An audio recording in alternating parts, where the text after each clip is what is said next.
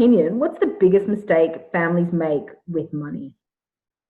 Well, there's probably three that I see. Probably the biggest one relates to the goals. So it is that lack of vision for the future. So people might have some vague ideas about what they want or where they're trying to get to, but it's not super clear, and usually it's not super personal. So, it might be, things like social pressures, like, oh, we're going to have kids at this age, or we're going to buy a home in this neighborhood because that's the nice neighborhood, or we're going to put the kids in private school because everyone puts their kids in private school. Like, they're very sort of broad, generalized goals based on what you should be doing. And so that's, having that, it makes it hard to make a plan. It also makes it very unfulfilling when you do certain things. So the biggest mistake is not taking the time to get clear about what's important to you, what's meaningful to you, what you want your life to look like, what goals you want to achieve. That's the biggest one, because if you don't have that, it's hard to do the other things.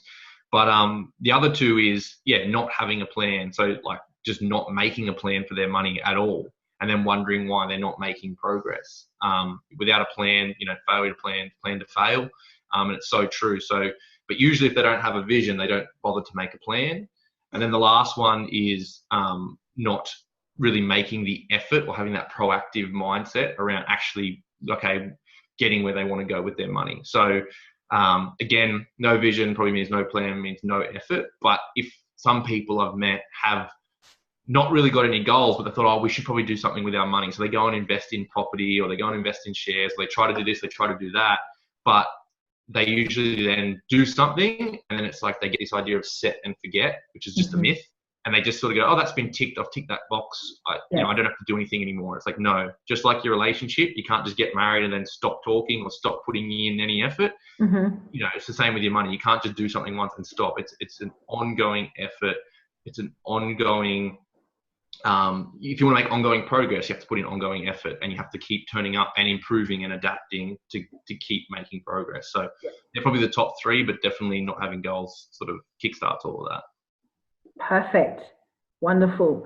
Well, thanks, Blake, for coming and having a chat with me regarding this. I do know that finances is probably one of the biggest sources of contention for families. If they want to know more about how to work with you, how can they find you? Yep. So just www.coachedfp for financial planning.com. And they can check out the website. They can download the free money mistakes guide, which talks more about those three mistakes I mentioned.